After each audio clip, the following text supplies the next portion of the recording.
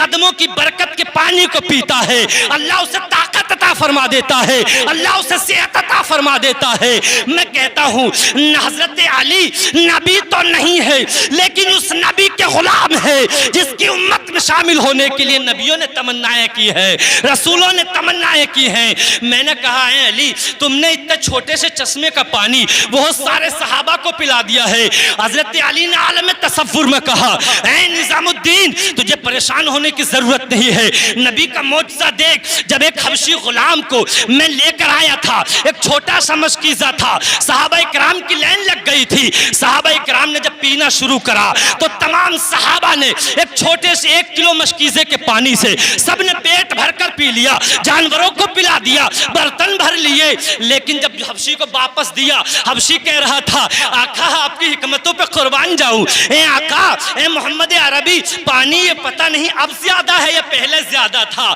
لاکھوں صحابہ نے پی لیا ہے، سینکڑوں صحابہ نے پی لیا ہے لیکن پانی کم نہیں ہوا ہے۔ میں نے عالم تصور میں حضرت علی سے پوچھا اے علی اتنے صحابہ کو اتنا کم پانی پلا سکتے ہیں؟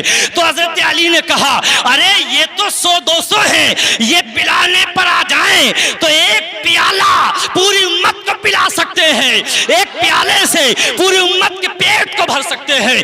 تو حق وہی ہے جس کا اعلان کیا جاتا ہے، واقعہ جود و کرم ہے شعیب عطا تیرا، نہیں سنتا ہی نہیں مانگنے والا تیرا، اور کون دیتا ہے دینے کو منہ چاہیے، دینے والا ہے سچا ہمارا نبی۔ اور جب تمہاری زندگیوں کی ڈور ٹوٹ جائے، جب کوئی سہارا دینے والا نہ ہو، جب کوئی مدد کرنے والا نہ ہو، جب چاروں طرف سے زندگی گھر جائے، دوست منع کر دیں ہم تیری میری کوئی دوستی نہیں ہے، خاندانی کہہ دیں کہ تیرا میرا کوئی تعلق نہیں ہے، بھائی کہہ دے کہ تیرا میرا کوئی تعلق نہیں ہے، ہر کوئی دور بھاگنے لگے، جب زندگی تنگ ہو جائے، حالات ٹوٹ جائیں، ہر طرف سے پریشان ہو جاؤ تو آپ پیارے نبی کی طرف لو لگاؤ اور عرض کرو اے نبی آپ کا دامن پکڑا ہے، آپ کی بارگاہ وہ ہے جہاں غریب آتے ہیں مالدار ہو کر جاتے ہیں، کمزور آتے ہیں صحت پا کر جاتے ہیں، آپ کی وہ دربار ہے کہ جہاں سے ٹوٹے ہوئے آتے ہیں بادشاہ بن کے جاتے ہیں۔ اے نبی مجھ پر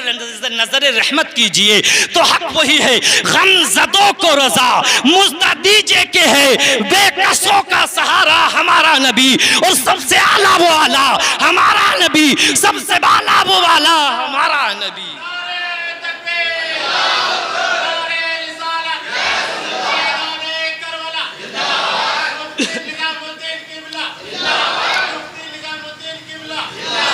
حضرت علی رضی اللہ تعالیٰ پانی پلائے جا رہے ہیں، صحابہ کرام کو پانی پلا دیا، وہیں پر ایک گرجا گھر تھا، وہاں جب گئے آپ تو وہاں کا ایک راہب نکل آیا، اس نے کہا اے آنے والے تم کون ہو اور کہاں سے آئے ہو؟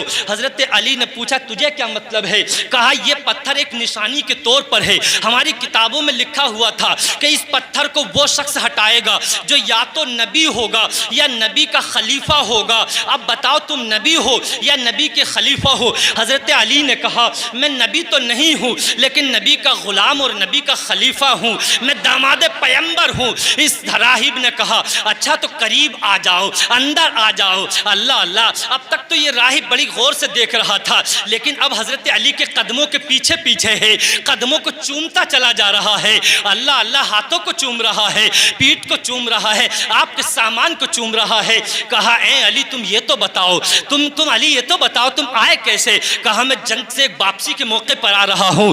اس راہب نے کہا ہماری کتابوں میں لکھا ہوا تھا کہ اس پتھر کو وہی ہٹائے گا جو نبی ہوگا یا نبی کا خلیفہ ہوگا، میں مان گیا ہوں ہماری کتابوں کے مطابق تم نبی کے خلیفہ ضرور ہو، نبی کے غلام ضرور ہو۔ اللہ اللہ، یہ کہتا ہے اے علی میں کلمہ پڑھ کے مسلمان ہونا چاہتا ہوں۔ حضرت علی نے کہا تو آج سے پہلے مسلمان کیوں نہیں ہوا تھا؟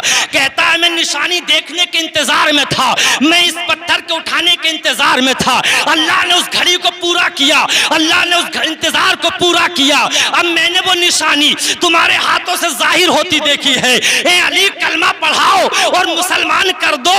حضرت علی نے کہا کلمہ پڑھو، اشہد ان لا الہ الا اللہ محمد رسول اللہ، راہب نے کلمہ پڑھا ہے اور مسلمان ہو گئے ہیں۔ یہ حضرت علی کی شان ہے۔ حضرت علی کا تھوڑا سا وقت اور بڑھتا ہے۔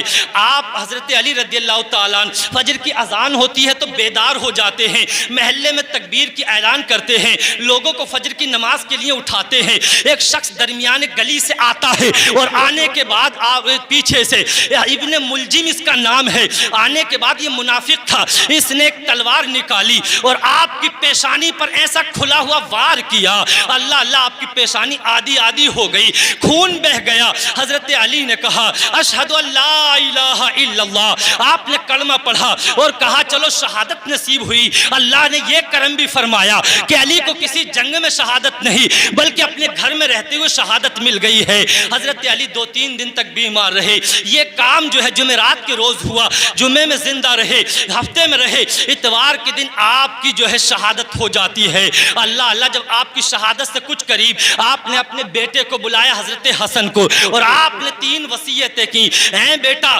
کبھی اس جان پر، اس جوانی پر کبھی تکبر مت کرنا، اس لیے کہ جوانی کبھی بھی لٹ سکتی ہے۔ کہا اے بیٹا کبھی اس دولت پر تکبر مت کرنا، دولت بھی تباہ اور برباد ہو جاتی ہے۔ اس شہرت اور اس مکان پہ کبھی تکبر مت کرنا بیٹا، یہ بھی سب ملیا میٹ ہو جاتا ہے، سب تباہ اور برباد ہو جاتا ہے، اور یہ سب شیطان کے دھوکے اور دنیا کے دھوکے ہیں۔ حضرت حسن کہتے ہیں میں نے اپنے باپ کی نصیحتوں کو لکھا اور اپنے باپ کی نصیحتوں کو دل میں بٹھایا اور میں نے وعدہ کیا اے علی المرتضیٰ، اے داماد پیمبر، جب تک زندہ رہوں گا میں ان باتوں پر عمل کرتا رہوں گا۔ حضرت علی کی روح اس دنیا سے قفس انصری سے پرواز کر جاتی ہے، آپ جام شہادت سے نوش کر جاتے ہیں۔ یہ حضرت علی کی شان تھی کہ آپ نے جس جنگ میں پہنچے اللہ نے آپ کی قدموں کی برکت سے اسلام کو فتح نصیب فرما دی ہے، جس بستی میں پہنچے اللہ نے دین کو ترقی عطا فرما دی ہے، جس مقام پر پہنچے اللہ نے آپ کے قدموں کی برکت سے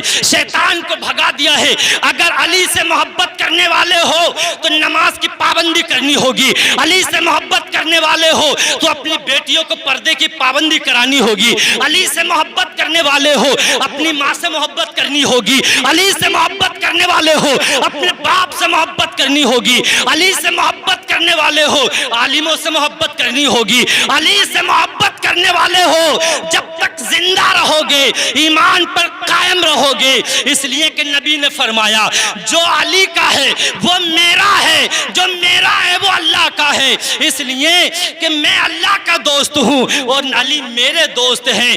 دنیا میں جو علی کا ساتھ دے گا قیامت میں میں محمد اس کا ساتھ دیتا چلا جاؤں گا۔ وآخر دعوانا ان الحمدللہ رب العالمین۔ کہنے سننے میں کوئی غلطی خامی ہوئی ہو تو میں اس سے توبہ کرتا ہوں۔